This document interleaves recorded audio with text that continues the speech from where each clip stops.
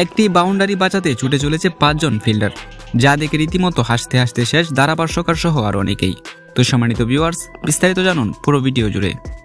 চট্টগ্রাম টেস্টের প্রথম ইনিংসে লঙ্কানদের 10 ব্যাটারকে আউট করতে গিয়ে 7টি ক্যাচ ফেলেছে বাংলাদেশি ফিল্ডাররা। আজ অবশ্য দ্বিতীয় ইনিংসে হাসান মাহমুদ আর খালেদের কল্যাণে সকাল দুপুরের হতাশা উড়িয়ে খুশিমনে দিন পার করল বাংলাদেশ। স্লিপ এবং ফিল্ডিংয়ে বেশ সজাগ ছিল শান্ত ত্রিপুরা। 5 জন মিলে এক বলের পিছনে ছুটে যাওয়া নিয়ে জাকির বলেন, দল যখন ভালো খেলে তখন এমনিতেই সবার মধ্যে তাড়না চলে আসে। 25 ওভারে 6 উইকেট হারিয়ে 102 রানে চট্টগ্রামের টেস্টের তৃতীয় দিনের খেলা শেষ করেছে লঙ্কানরা। তাদের লিড এখন 556 রানের। চট্টগ্রাম টেস্টের তৃতীয় দিনের চা বিরতির আগে বাংলাদেশের ইনিংস থামে 178 রানে। প্রথম ইনিংসে শ্রীলঙ্কার তখন লিড 353 রান। ফলো অন করানোর সুযোগ ছিল, তবে সফরকারীরা নিজেরাই আবার ব্যাট করতে নামে দ্বিতীয় ইনিংসে। শ্রীলঙ্কার ইনিংসের 21তম ওভারের দ্বিতীয় ডেলিভারি হাসান মাহমুদের বলে প্রমাদ জয়সূরিয়ার শট। বাউন্ডারি বাঁচাতে এক বলের পেছনে ছুটলেন 5 জন ফিল্ডার। শুরুতেই দৌড়ান দিলেন মুমিনুল হক, তার পিছু নেন জাকির ও জয়। পরে 3 জনের পেছনেই ছুটতে থাকেন শাহাদাত হোসেন দীপু ও মেহেদী হাসান মিরাজ।